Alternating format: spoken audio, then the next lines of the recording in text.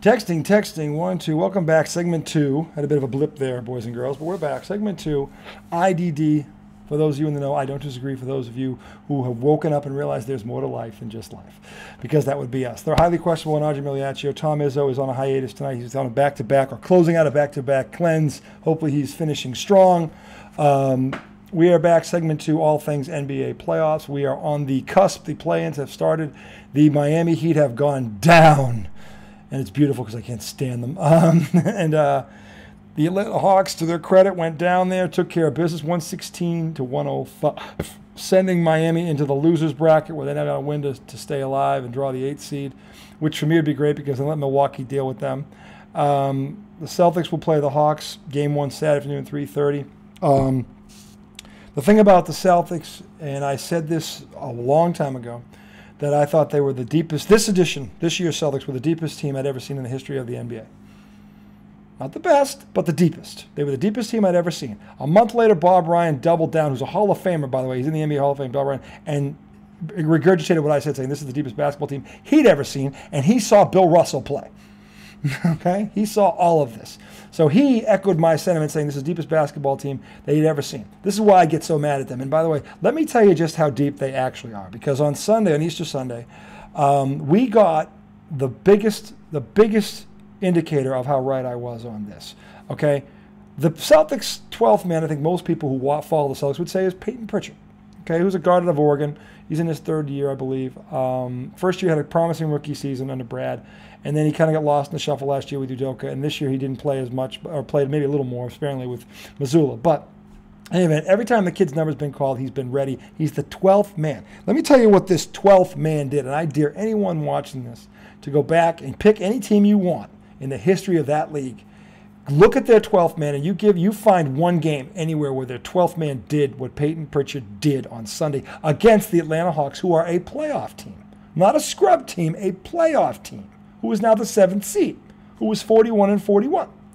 Payton Pritchard, this was his stat line on Sunday, okay? 12th man now, 12th man. This is how spot on I was on this one. Payton Pritchard starts the game, scores 30 points, has 14 rebounds, and 11 assists.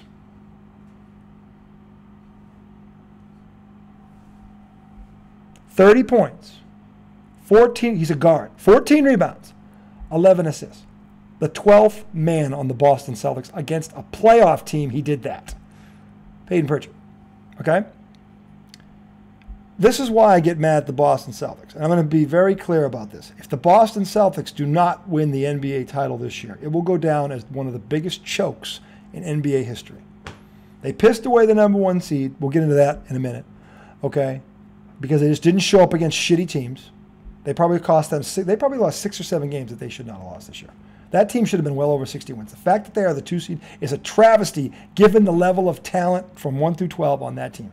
They never should have lost to Orlando, let alone 3 times. They never should have lost to the Houston Rockets. They never should have lost to the Charlotte Hornets. They never should. I can go on and on about the games against inferior opponents they pissed away. And look, everybody has a dud now and then, and nobody expects them to win them all. But when you think about the teams I just named, they lost out on the number 1 seed by 1 game.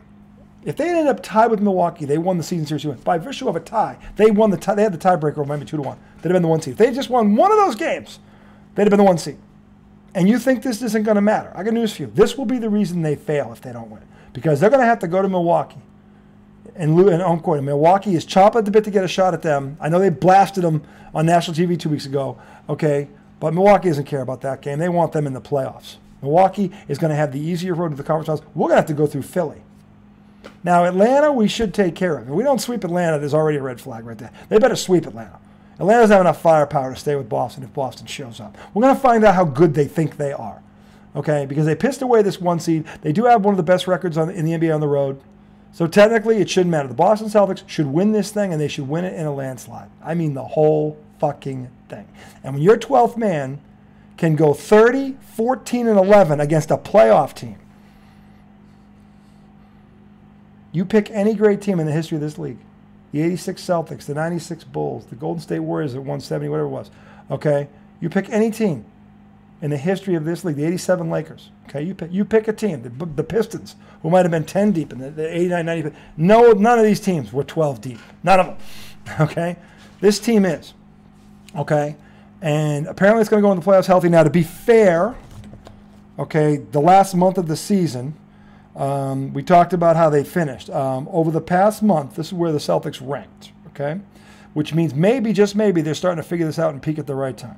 Over the past month, they were first in wins. They were tied. They were first in total offense, first in total defense. They were first in scoring margin. They were first in net rating. They were third in turnover rate, fourth in field goal efficiency. They were first in points allowed. They were first in opponent's field goal allowed. They were first in three-point field goals. Opponent three-point field goals. So they shut down the opponents off the three-point line. They shut down the opponent's period on defense. They played defense the last month of the season. Where was that the previous 5 months? Because if they had done that any of those other months, they'd have walked away with the 1 seed, okay? And you could start hoisting that banner right now, okay? But the bottom line is the Boston Celtics, major injury aside, should win this thing in a landslide. It shouldn't be close. And when I say that, that means the closest series they should have is Milwaukee, and that should be 6 games. And if Phoenix, whoever comes out of the West, maybe that goes 6 games. But nobody should push them to 7. Nobody should push this team to 7 games if it's healthy. Nobody, okay? That's how much talent they have. They're 12th man, and let's just be clear historically what Payton Pritchard did. There are only 2 Celtics. They have 21 Hall of Famers, boys and girls, more than any other team, more than the Fake Show, more than any other team. 21 Hall of Famers. There are only 2 Celtics in NBA history that had a triple-double like the one Payton Pritchard had on Sunday. Do you know who those 2 guys were? John fucking Havlicek, who wiped his ass with the logo, Joel, wiped his ass with him, okay, in the finals. Wiped his ass with the logo, okay, 8 rings. That's 2 more than Michael Jordan, boys and girls. And Larry fucking Bird. So when people look this up from now on, they're going to see 3 Celtics. John Havlicek, who wiped his ass with West. Larry Bird, who swept Michael Jordan twice in his prime. And Payton Pritchard, who there's a better than 50% chance he won't even be a Celtic next year. Because that triple-double he got against the playoff team just got him a contract, just got him a raise. And the Celtics, I don't think, are smart enough to sign him, or would spend the money on him. But the bottom line is he's probably out of here because of that. And I can news for you, wherever he goes, he's going to do very well because he's not a 12th man. But on this team, he is. Okay? So the Boston Celtics, and look, to their credit, the last month they woke up and they played very well. Those numbers bear that out. They were good across the board. Well, now it's money time. And there were people using words like bored with the regular season. This team hasn't done a fucking thing to be bored with it. What the fuck has this group done? There are 17 banners up there. They ain't got one of them to their name. What the fuck? All this team did last year was give away literally 40 turnovers in game 5 6. Remember that, boys and girls? 40 turnovers in game 5 and 6 at home to the Golden State Warriors. They gave away a championship. That's all they're known for. They gave away a title. That's their mark right now. They gave away a finals to an inferior team. Okay? Because most of those turnovers were not forced. Okay? So the bottom line is this is theirs to lose. It's theirs to lose. I don't care what anybody at ESPN says. 1 to 12, there is no team in this league that can match up with the Boston Celtics. 1 to 10, there is no team in this league that can match up with the Boston Celtics. Nobody. Nobody. When they play defense, nobody plays defense better. When they go to the basket, nobody goes to the basket better and not selling for threes. Okay? And then, by the way, this one came out today. It was, I forget who broke the story, but basically the story was, it said, I don't know who it was, the coach or it was the GM, Brad Stevens, but it says, and I quote, the headline was, Celtics have been warned not to fall in love with the 3 or depend on the 3-point shot. Now they've been warned. Now, the regular season is over. You pissed away the number 1 seed, and now you're being warned. 82 games later, you're being warned not to fall in love with the 3. They averaged 42 3-pointers a game. All fucking season. And it cost them at least 10 basketball games. At least 10. Okay? And now they're being warned. If that was ever an indictment, okay, on the coaching ability of Joe Mazzulla, there it is right there. Why would you now, how do you come to that realization now? Wouldn't the first loss at home to Orlando have been a wake-up call? That was 4 months ago. Or 3 months ago. What the fuck? Wasn't that loss to Houston? I mean, when did the wake-up call, when did it happen, Joe? Just curious. When did it dawn on you that maybe, just maybe, we shouldn't be taking 42 three-pointers a game when we have 5 fucking players that play that can take anyone off the dribble and get to the rim and finish? I understand that this generation all loves Steph Curry and Klay Thompson and Dame Lillard, who, by the way, is going to be watching the playoffs again, about falling in love with the three and how far can you shoot it from and also the bullshit. But the highest percentage shot in the NBA is still in the fucking paint. And the Celtics can get in the paint better than anybody else in this league, by far. They've got 5 guys that play that can beat their man consistently off the dribble, and there's not a damn thing anybody can do about it. Anybody in this league. Yet they continuously settle for three-point shots, which is how they got in this mess in the first place. And if you want to call, look at 57-25 is a great season. Your second seed, okay? And if they get to the finals, they'll have it home court over whoever comes out of the West, because if they were in the West, they'd be the number 1 seed, okay? It wasn't like they didn't have a great season, but they pissed away the number 1 seed. And there's one team in this league that can beat them, one, and it's the team that has the number 1 seed. So why am I mad? That's why I'm mad, because the Bucks have had this earmarked since last year when they dragged them, when basically Giannis by himself, because Middleton wasn't there, dragged this team to 7 games. Because of the three-point shooting, the stupid turnovers. If the Celtics played the way they played the last month, they'd have beat that team in 5 last year. But they didn't do that. Now, this team is better, obviously, on paper. There's more talent. Brogdon is here. They brought in, what's his name, the leaper there, whose name escapes me, the dunk champion there, who's a 6-time All-Star. I can't believe I can't remember his goddamn name. Blake Griffin. He's like your 11th man. That's how deep this fucking team is. A 6-time All-Star is your 11th man. That's how deep the Boston Celtics are. Okay?